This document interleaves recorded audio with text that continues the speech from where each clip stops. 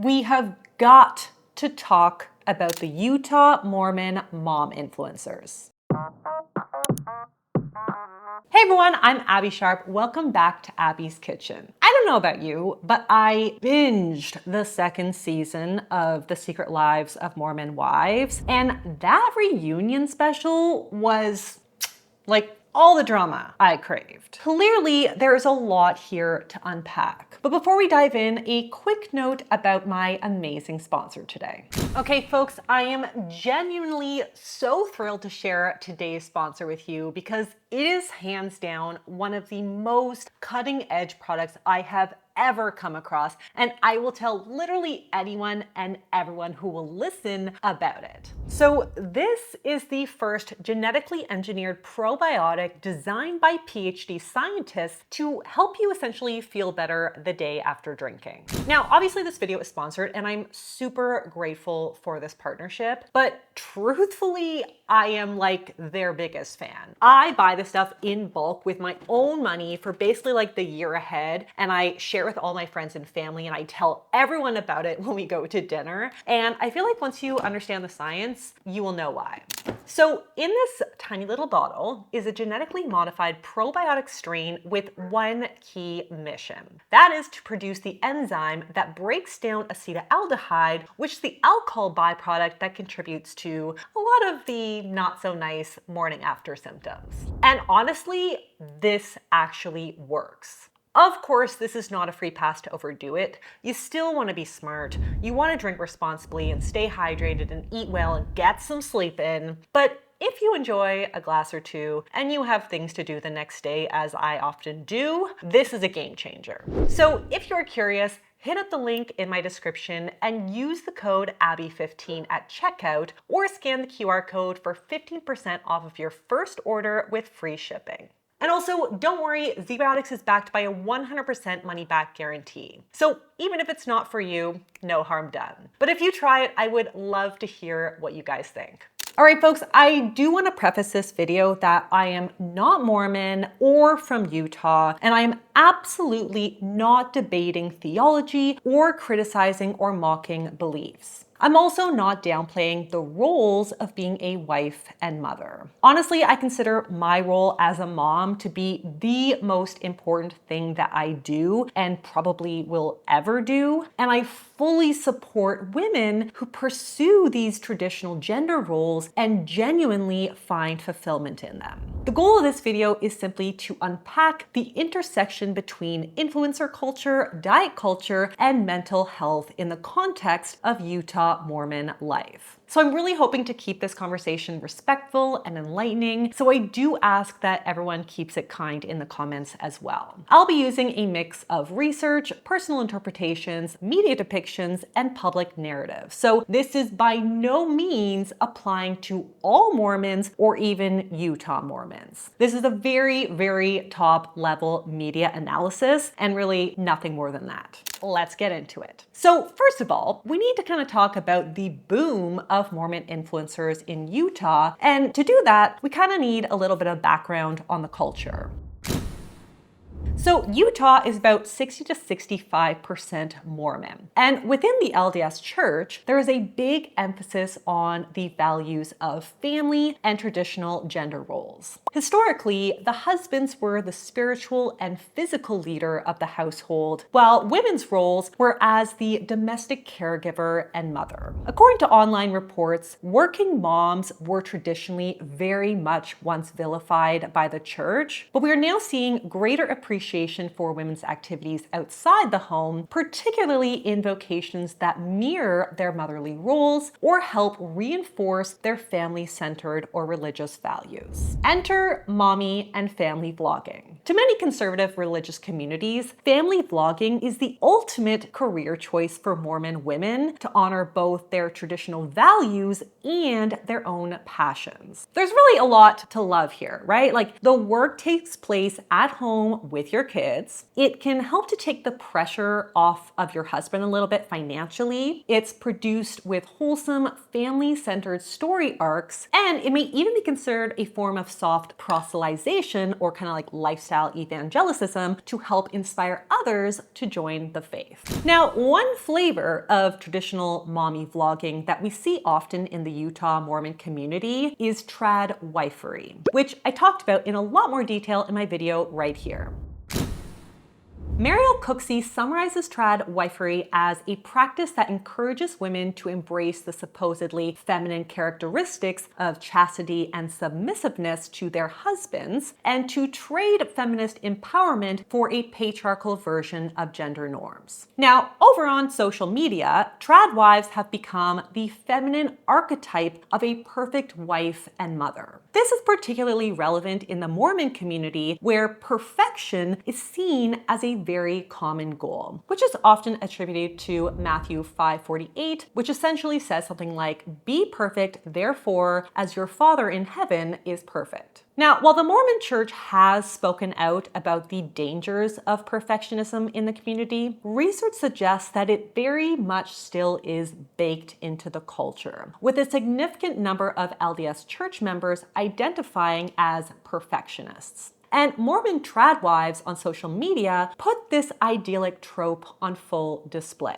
If we look at Hannah Nealman from Ballerina Farm as an example, we see her making ketchup and buns and mayo from scratch for burger night, milking her cows to make fresh cheese for her family, and fitting in a workout before slipping into a gorgeous gown for gala night with her hubs. Basically, the food is perfect, the dress is perfect, the family is perfect. It is all utter perfection. And if this is her life and she loves it, I love that for her. But most traditional stay-at-home moms can probably attest that life is never this perfect or idyllic or glamorous. Nor can their labor be commodified and monetized as it is with tradwife Mormon influencers who are selling like $76 tablecloths and $65 sourdough starters in their online branded stores. In the other corner, we have an almost completely opposite Mormon mom archetype, and that is Taylor Frankie Paul's MomTok.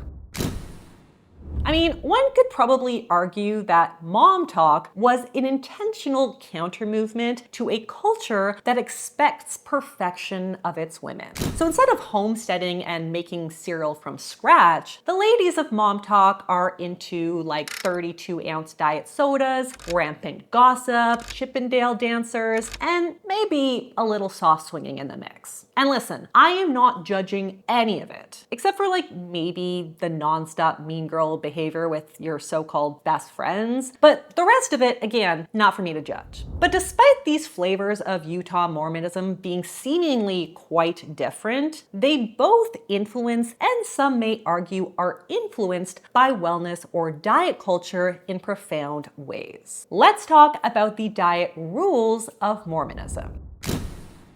So dietary laws or restrictions are incredibly common across many world religions, serving various symbolic, practical, cultural, and spiritual functions. In many cases, and this is not just limited to Mormonism, but dietary restriction and thinness and clean living can often mirror religious teachings around purity, modesty, morality, control, discipline, and perfection. And this is especially true for women for whom these virtues are seen as feminine traits. In the LDS Church specifically, these healthy virtues are baked into the scripture with their health and diet code of conduct called the Word of Wisdom.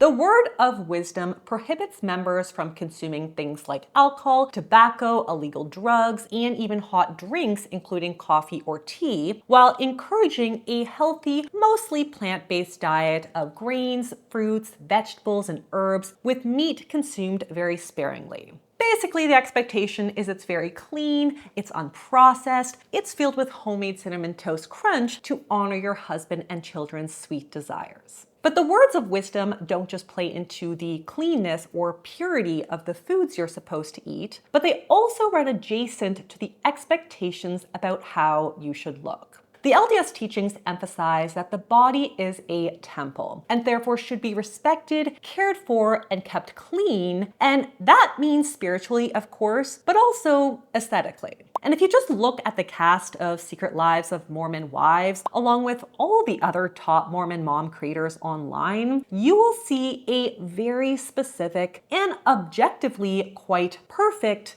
aesthetic. Basically, white, tanned, thin, tall, long, beachy waves, and a flawless, womanly figure that really looks amazing in everything from like an apron to a pageant gown.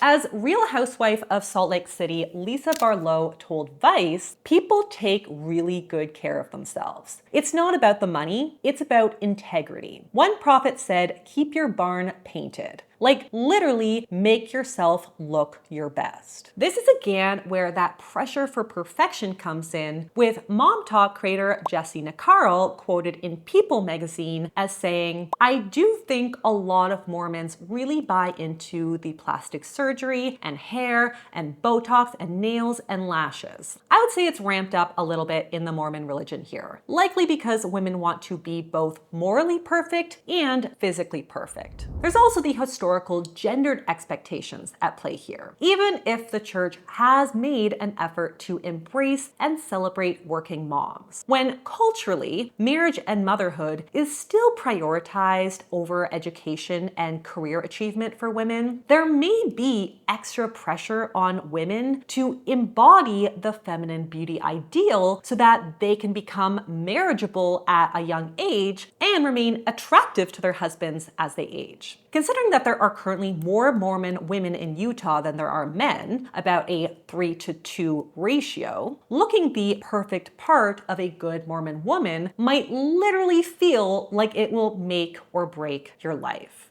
Given these pressures on women to portray the ultimate in feminine aesthetic, it's maybe not surprising that Salt Lake City, Utah has the second highest number of plastic surgeons per capita in the US, second only to Miami and actually ahead of LA. And LDS church members are more than 3 times more likely to undergo major cosmetic surgery than the national average. And of course, plastic surgeons in the country are exploiting this in their marketing, with one clinic's billboard stating, God's remodeling his temple. Isn't it time to remodel yours? Now, for the record, I am all about body autonomy, and I have no issue with Botox or fillers or lashes or cosmetic surgery or weight loss drugs or really any other aesthetic tools if they bring you joy. But co-opting religious scripture to convince women to change their body feels problematic. So how does this perfection culture affect young Mormon women's risk of eating disorders and other mental health struggles? Well, it's probably not great. First of all, I want to make it super duper clear that Mormonism doesn't cause mental illness or EDs. At least we have no evidence of that. In fact, a lot of the research into blue zones suggests that faith is often protective against disease and early death. But research also suggests that a lot of these outcomes depend on your relationship with your religion, where intrinsic religiosity, aka genuine internal faith, is linked to lower body image distress and fewer disordered eating behaviors. Extrinsic religiosity, aka faith practiced for external or social gain, is tied to higher rates of disordered eating and psychological distress. Likewise, there are different origins of perfectionism to consider as well. While all perfectionism carries mental health risks, research suggests that socially prescribed perfectionism, aka when you are driven to high standards based on social, cultural, or religious expectations, seems to put one at even higher risk of depression, self-harm, anxiety, and eating disorders. Now, obviously, there are plenty of Mormon women with intrinsic religiosity and intrinsic perfectionism. In fact, according according to one study, the majority of Mormon perfectionists self-identify as self-motivated. But there are likely plenty of others in the community for whom this expectation puts them at risk. This may partially explain why Utah has the second highest percentage of adults with mental illness in the USA, around 29%, and it has the 7th highest suicide rate amongst all the states. These numbers are significantly worse for women who are twice as likely to be depressed and up to 10 times more likely to have an eating disorder than their male counterparts. And amplifying that problem is the fact that folks with EDs have 5 to 6 times greater risk of suicide than folks without. And this is all compounded by the fact that historically, a lot of religious institutions have hugely stigmatized mental illness and seen it as some kind of spiritual failure or giving in to evil temptation. And while there's a lot more discussion on the official LDS channels about mental health support, culturally, it may still feel taboo. And this is why I think MomTok has been so important. If you skip through all the drama and just watch the reunion special of Secret Lives of Mormon Wives, you will see countless examples of the downstream risks of a culture that demands perfection on its disciples. Cast members disclosed experiences with prenatal depression, childhood trauma, drug abuse, sexual abuse and pornography addiction, negative body image, and disordered eating and self-harm. And all of this happened in just like an hour-long chat. It was remarkably brave of these women and men to really pull back the facade and normalize imperfection in a community that has perhaps traditionally expected them to do it all. And while I have nothing against trad wives, if again, that is the life that feels empowering and fulfilling to them, I do believe that the performance of trad wifery on social media may keep women bound to an impossible standard of perfection that as a whole can have grave mental health effects. Mormon or not, we need to normalize the imperfect parts of motherhood, marriage, and womanhood at large and really band together to break down toxic generational diet and wellness culture without fear of being ostracized or cast out. And I'm very grateful that MomTok has started that discussion. So with all that said, if you are Mormon or live in Utah, I really do hope that you don't feel like I was attacking your state or your religion. I've really tried my best to keep this objective and just explore a conversation that I'm seeing a lot about online. But I would love to hear your thoughts in the comments below. And again, a quick reminder to keep it respectful regardless of differing beliefs. And if you are looking for more commentary about diet culture, feminism, and everything in between, definitely don't forget to check out my podcast, Bite Back with Abbey Sharp. And I'll see you next time on Abby's Kitchen. Bye!